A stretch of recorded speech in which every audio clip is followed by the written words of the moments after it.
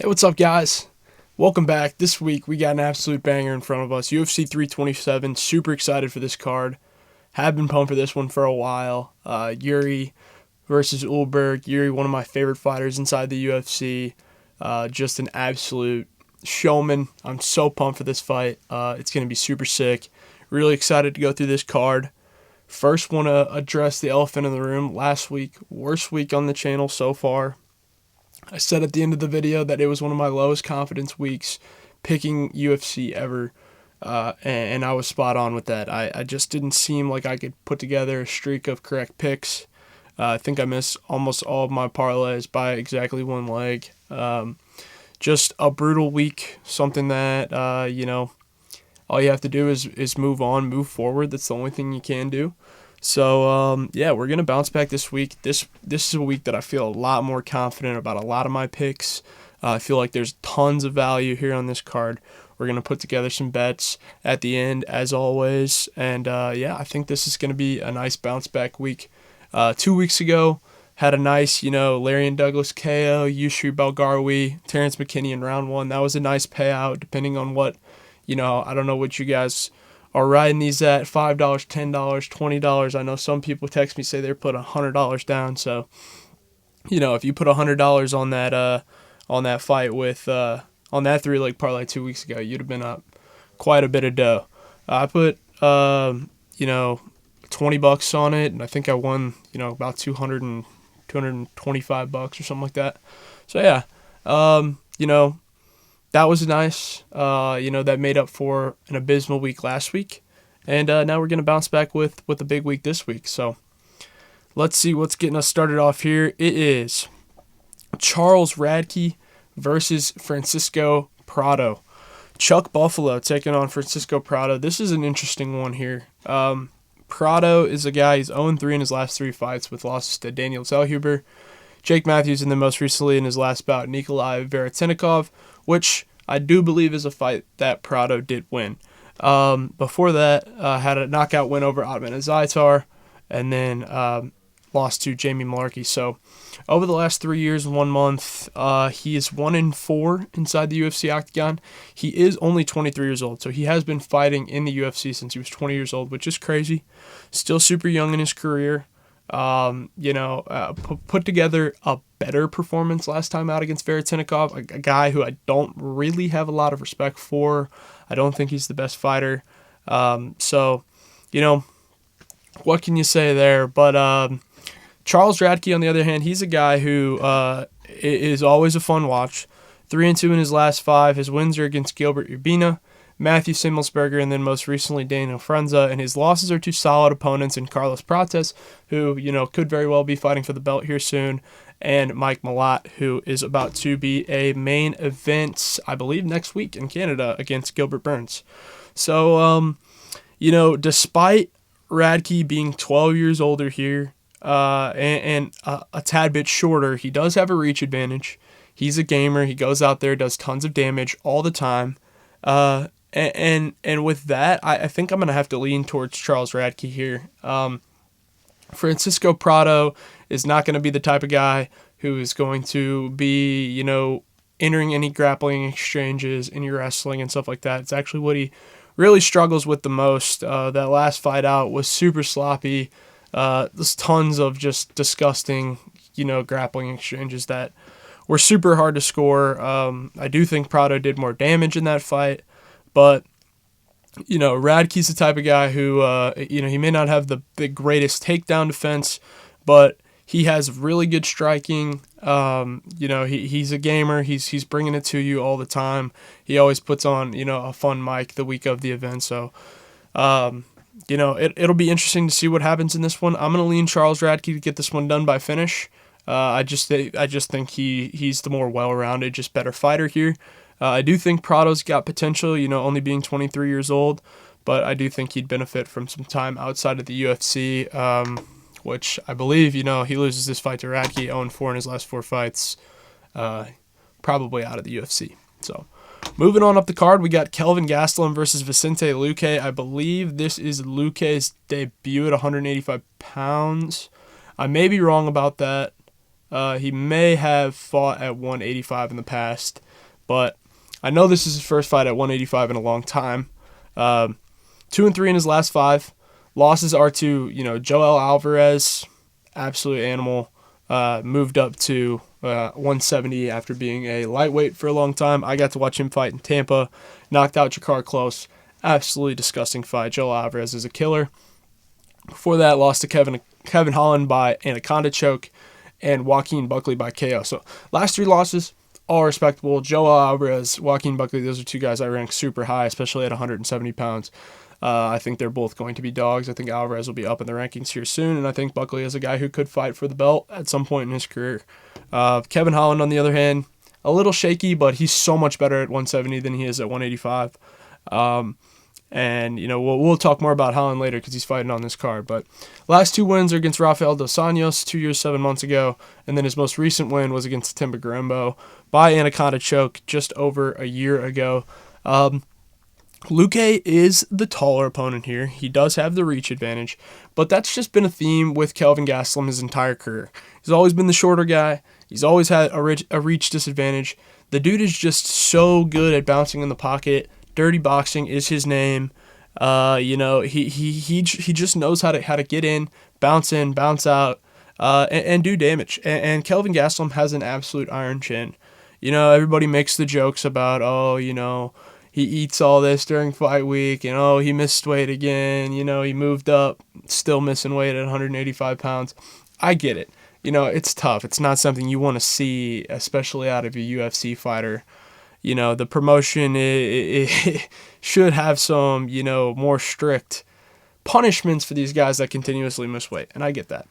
But you put that stuff aside, I think Kelvin Gastelum is actually a really good fighter. His fight against Israel Adesanya is now in the UFC Hall of Fame for best fights, and it should be because it's one of the greatest fights of all time. If you guys haven't had the chance to watch and you have Paramount, that's what you're watching. UFC fights on now.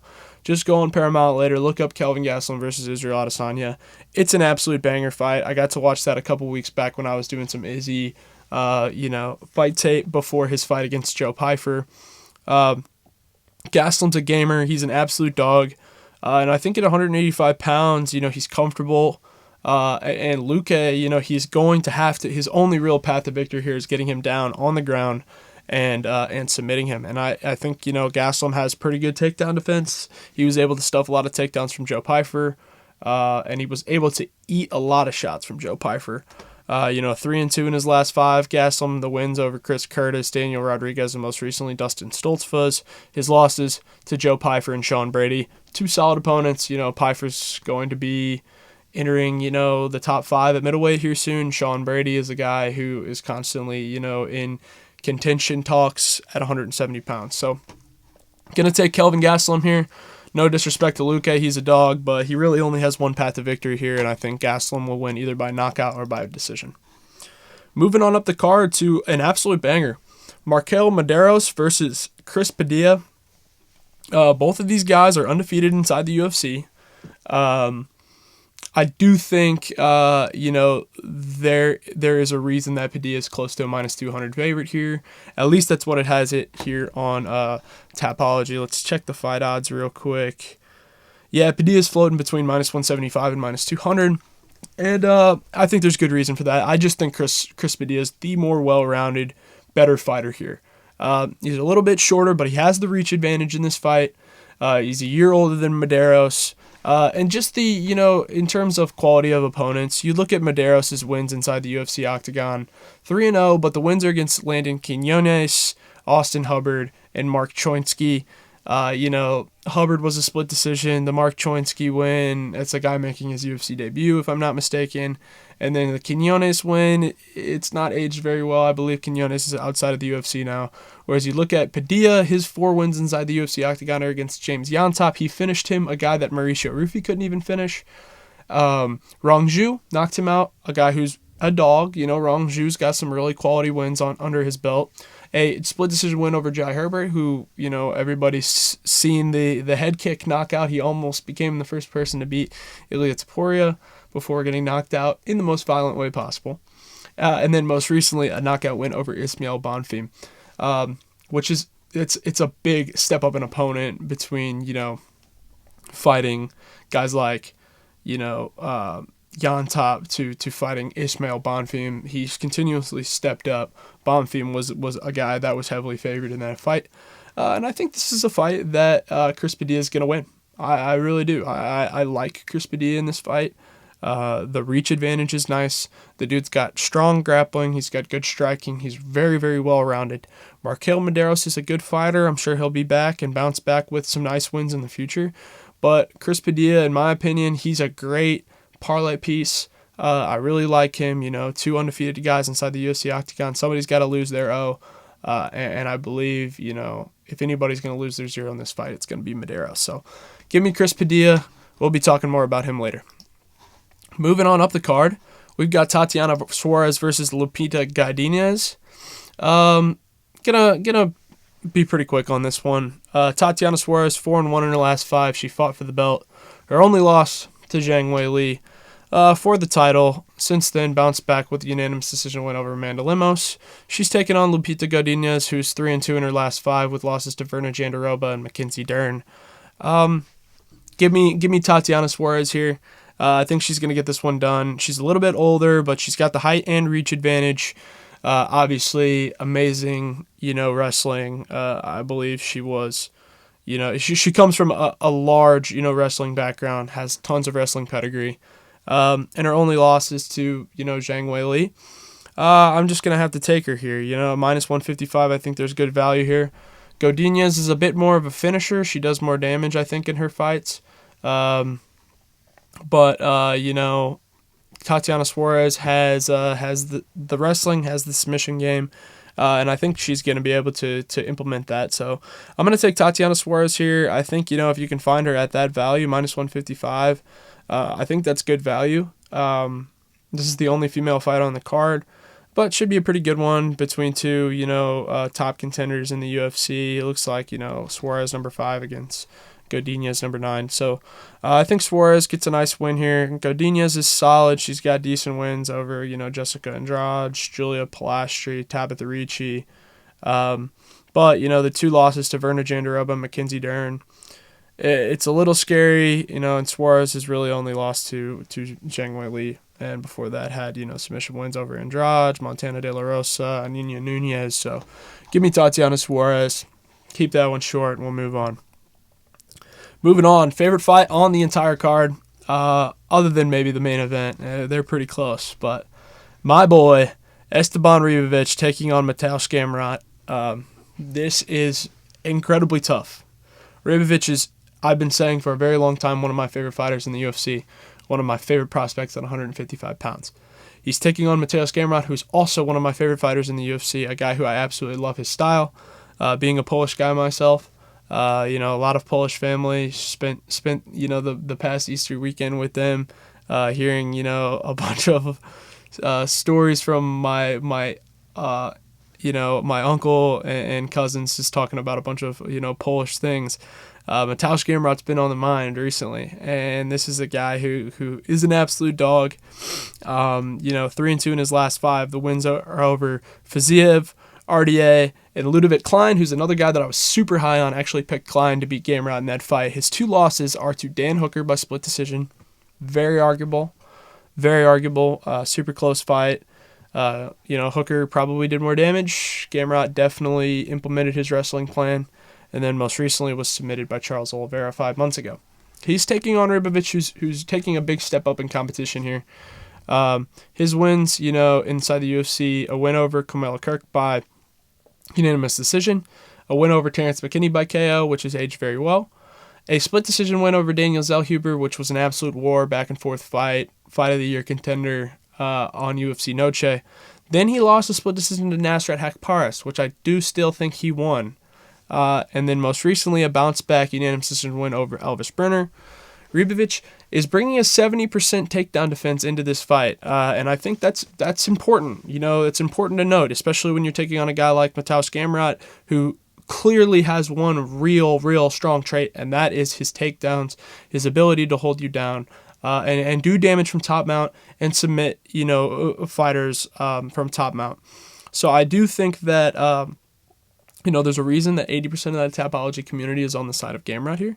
He's a minus 160 favorite. We'll check, double check the fight odds. Yeah, he's floating between anywhere from minus 156 up to minus 188.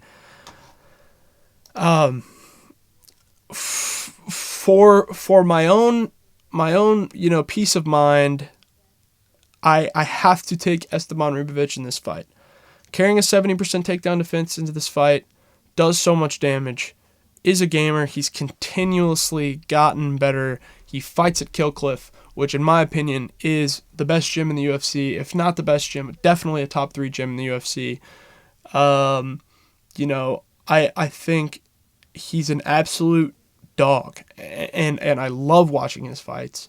And he's a guy that I really think is going to make his way into the UFC rankings.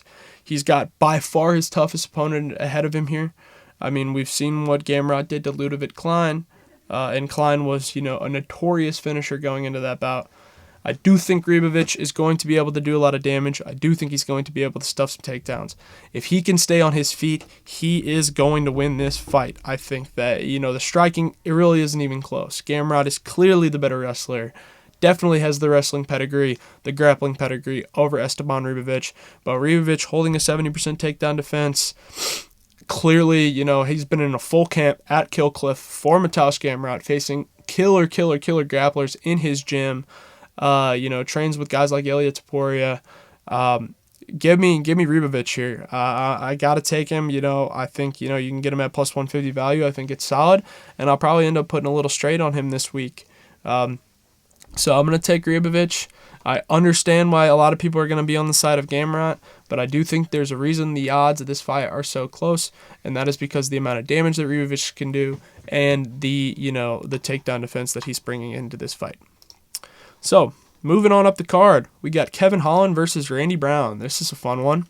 Randy Brown, also, another one of my top fighters in the UFC, another guy that I've seen fight live, knocked out Nicholas Dalby 11 months ago when I saw him in UFC Kansas City.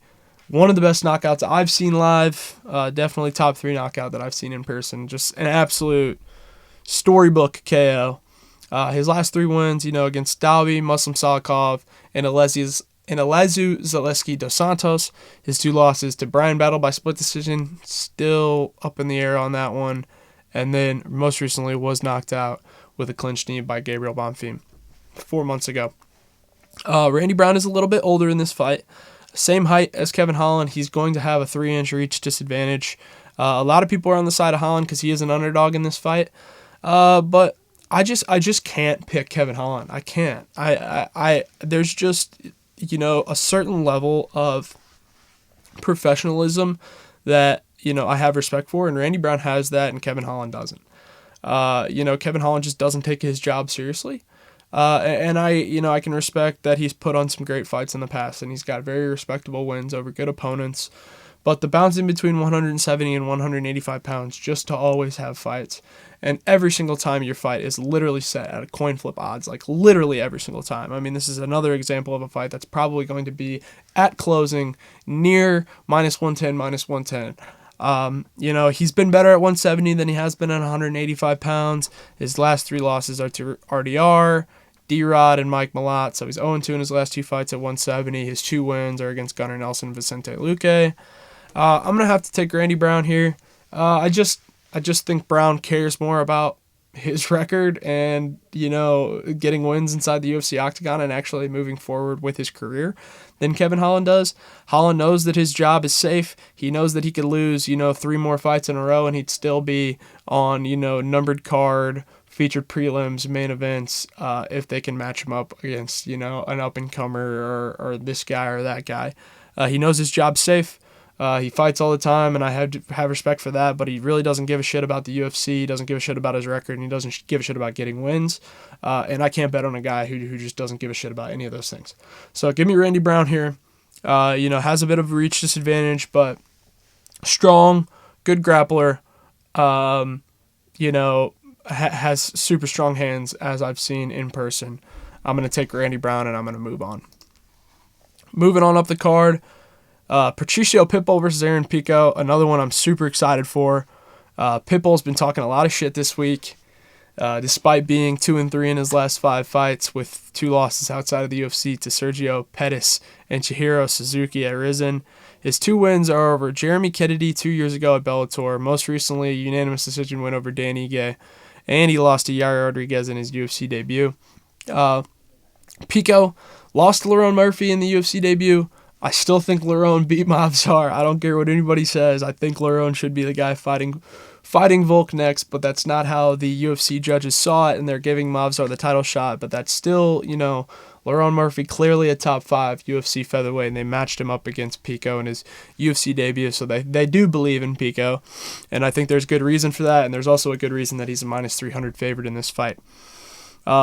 If you haven't had the absolute pleasure of watching Aaron Pico's Bellator KO highlights, stop the video right now, press pause, open up another tab, go watch those.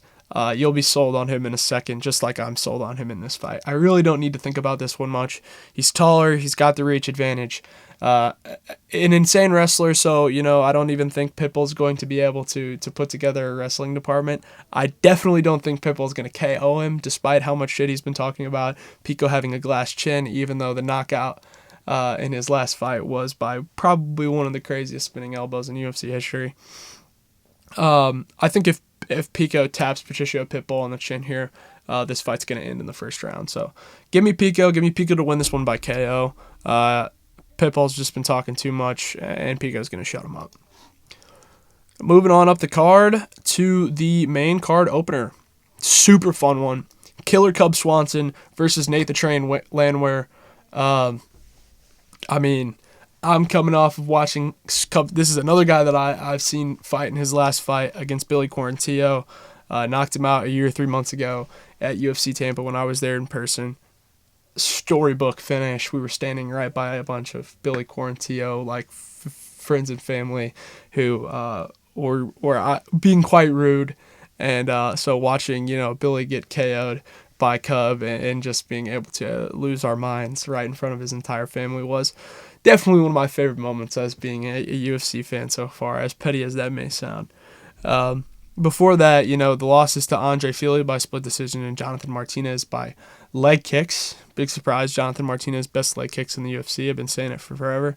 His other wins, a win over Hakeem Dawodu and Darren Elkins 4 years ago. He's taking on Nate the Train, who's just always super fun to watch. The dude is consistently a good time inside the UFC. His last 2 wins are against Austin Lingo and Jamal Emmers. His last 3 losses to Dan Ige, Doohoo Choi by KO, and then most recently Morgan Charrier by KO in a fight where he was doing a lot of damage. Nate's going to be a bit taller and have the reach advantage here. He is younger than Cub, but Nate's not necessarily young himself. He's going to be, almost 38 years old. Cub, 42, one of the 5 oldest fighters in the UFC roster right now. I believe the only guys older than him or in the same age range as him are Stephen Thompson and Jan Blachowicz. So, Cub, I believe this is officially Cub's retirement fight. He's the last of the WEC fighters inside the UFC. He came back specifically because they mentioned that to him. I do believe a good bit of people are on the side of Swanson. Yeah, 77% of people are on the side of Swanson. He is an underdog in this fight, and I gotta like him as an underdog here in his retirement fight. He's taking on a guy that fights almost the same way as him. Nate likes to leave his chin out there, and that's something that, Cub found pretty quickly against Billy, a guy who left his chin up in the air, and he was able to knock him out in storybook fashion. So, give me Cub here. As much as I do love Nate, this is just this is such a sick fight. The matchmaker's cooked with this one. This is one of the ones that I'm going to be super excited for. I'm going to take Cub. I might be a little light on this one. Just because it's a retirement fight. They're so close, and Nate still has so much punching power. So, going to take Cub. Going to move on up the card. We got Dominic Reyes versus Johnny Walker. We got the battle of who can get knocked out in the funniest fashion. Johnny Walker, 2-1 in his last 5 fights. His wins over Anthony Smith and Zhang Minyang in his last fight. which was just absolutely insane. Like, why did he win that fight? Nobody knows. Still to this day, like, Min Yang was fraud checked. His two losses are to, Volkan Oezdemir and Magomed Ankalaev by comical knockout, and then has a no contest against Ankalaev via an accidental illegal knee. He's taking on Dominic Reyes, who is 3-2 in his last 5. His losses are to Ryan Spahn, wins over Ryan Spahn and Carlos Ulberg most recently, who's fighting for the belt now, which is crazy. I mean, if Dominic Reyes would have beaten Carlos Ulberg, we would legitimately be looking at a Yuri Prochazka versus Dominic Reyes 2 for an interim belt, which is kind of nuts. But had a 3-fight win streak all by KO in between his last 2 losses, with a knockout win over Dustin Jacoby, knockout win over Anthony Smith, and a knockout win over Nikita Krylov. Johnny Walker is going to have a height and reach advantage here, but I do think Dominic Reyes is the more technical fighter, and I do think he's got more power on the side of him. And I just think Johnny Walker's going to leave his chin up in the air. I think it's a pretty fraudulent win that he's coming off of against Zhang Minyang. I just think that it was just an awful approach by Minyang in that fight. I don't think Johnny Walker's a very good fighter, to be completely honest with you. He is younger, like I said, has the height and reach advantage, but I just think Dominic Reyes, it just means so much more at this point in his career for Dominic Reyes to get this win, to keep himself inside the UFC light heavyweight top 10. So I'm gonna take Dominic Reyes here, probably to win this one by knockout. Moving on up the card, we've got a fun one: Curtis Blaydes versus Josh Hokit. This is a super interesting one. Curtis Blaydes 3-2 in his last 5. His wins over Tom Aspinall, Jailton Almeida, and Rizvan Kuniev. The Aspinall has an asterisk by because Aspinall blew out his knee in the first 15 seconds of the fight. His losses are to Sergey Pavlovich, and then Tom Aspinall got it back with a knockout win 1 year, 8 months ago. He's taking on Josh Hokit, who's undefeated inside the UFC, so far 2-0 with knockout wins over Max Jimenez and Denzel Freeman. They're fast-tracking him to, being a highly ranked heavyweight, and I think there's good reason for that. I know I've picked a couple underdogs on this fight. I think I picked Ryabovich, I picked Cub Swanson, and I'm going to pick Josh Hokit here. So that's 3 underdogs that I'm taking, on this fight. All of them less than plus 150. So very close to even odds.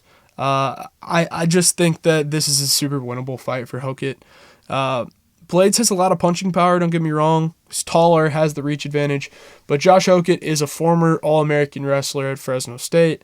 This dude is a really solid wrestler, and I think this is going to be a really hard fight for Curtis Blaydes.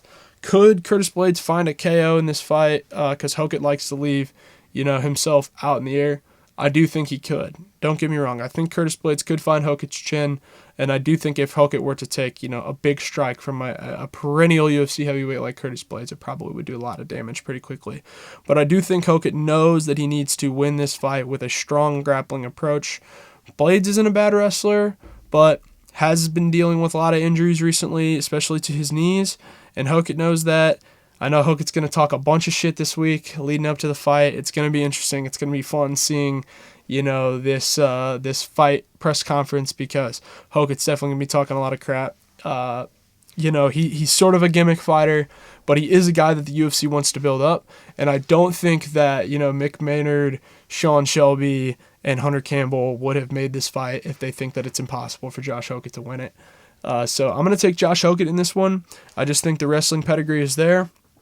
It's a big step up in competition, but he is undefeated, has ran through his first 2 fights in the UFC. I think this is definitely going to be a challenge. It's going to be tough. I don't think he's going to run through him in the first round by any means, but I do think Josh Hokit is going to get this one done. So give me Hokit, and we're going to move on up the card to the co-main event, the new co-main event, which should be Joshua Vaughn versus Tatsuro Taira, but due to an injury to Joshua Vaughn, as ironic as that may seem, it is being pushed to the co-main event of UFC 328 next month.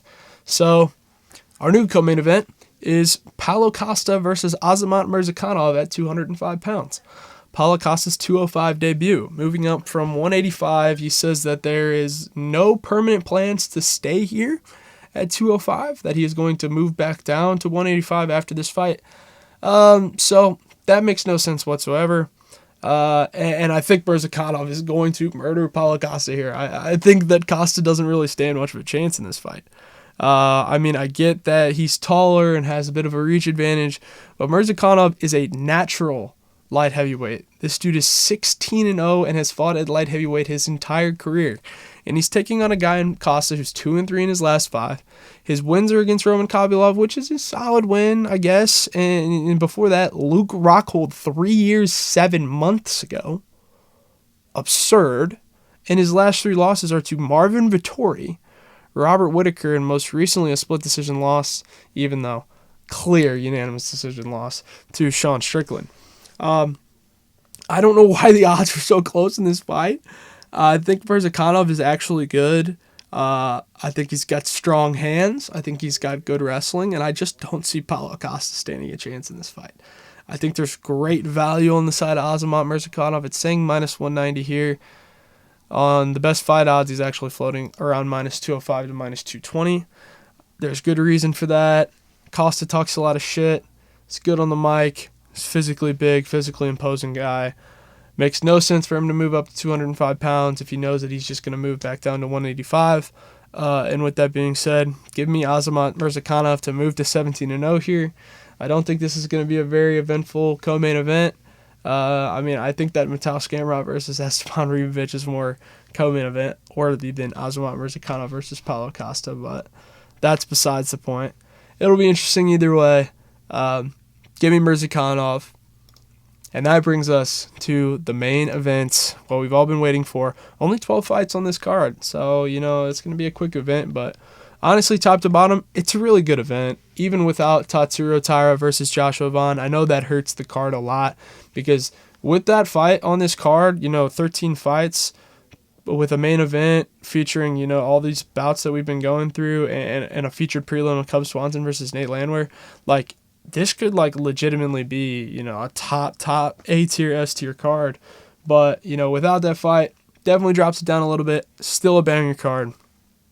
The main event is due to be an absolute banger. Yuri Prochazka versus Carlos Ulberg. Carlos Ulberg, the first UFC fights I went to see in person in UFC St. Louis, he knocked out Alonzo Minifield, which was 4 fights ago now, 1 year and 10 months ago. In that time, since then, has a unanimous decision win over Volkan Oezdemir, a unanimous decision win over Jan Blachowicz, and then most recently knocked out Dominic Reyes. He's taking on the absolute animal, Yuri Prochazka. Prochazka's only losses inside the UFC over his last 5 fights are to Poatan, both by KO, with his wins coming over Alexander Rakic by KO, Jamal Hill, former champion, by KO, and Khalil Roundtree, former title challenger, by KO most recently in a fight that he was down 2-0, bounced back with a disgusting 3rd-round KO.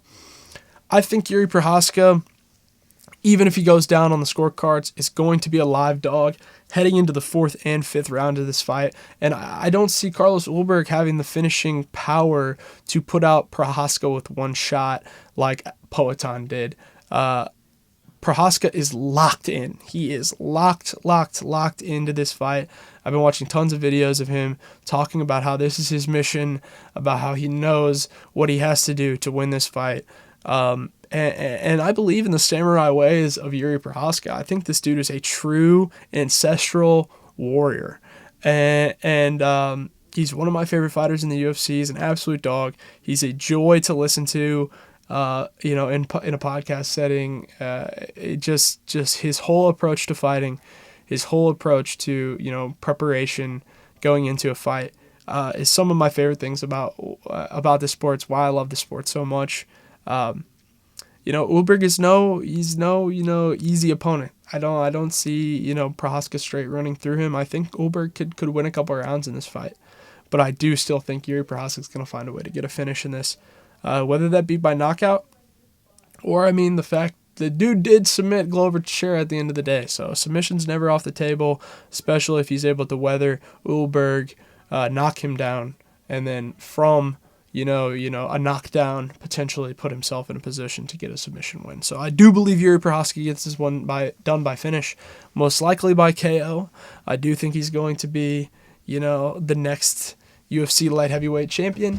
He will be undisputed since this is a vacant title.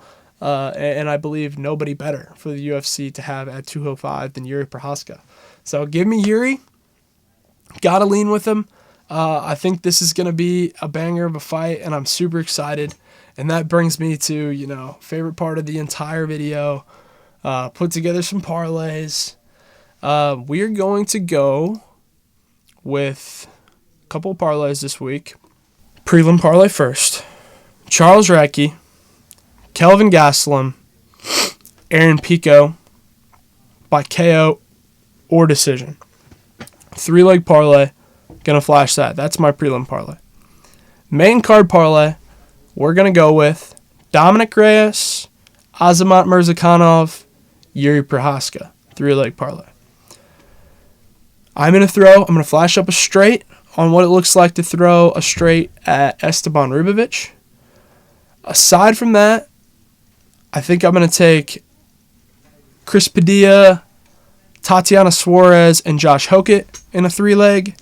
I think I'm probably going to lean away from Cub Swanson if I do anything with that Cub Swanson fight. Probably just a straight on Cub to win, money line. I believe that basically covers all of the boxes, except for not going to really bet on the Kevin Holland versus Randy Brown fight just because it's so volatile. Maybe just a straight on the Cub Swanson fight. So going to flash all those up on the screen. You'll see them all. You'll see all the odds. If anything changes, I may flash up a bonus parlay right now with bonus parlay stuff, something that I'm not thinking of off the top of my head, but maybe doing it when I'm editing this video later. So let's bounce back. Big week this week. Super excited. Feel free to take any of these picks, change up the order, put together parlays of your own. You may have, a better pick selection than I do, in terms of putting together a parlay. So, good luck. I think we're going to bounce back with a nice win this week. This is going to be a super fun card, and I'm really looking forward to it. So, as always, thank you guys for watching. Leave a like, leave a comment, subscribe if you haven't already. I'm going to keep doing this every week. I love it. We don't really have anything super special coming up with the UFC. I think the next fight night is Gilbert Burns versus Mike Malott. It's not a great card. Still going to break it down. Nothing super special until UFC 328. So, looking forward to, what happens this week. I'll keep you guys updated. Follow the Instagram if you haven't already. That'll be in the caption below. And thanks again. Peace.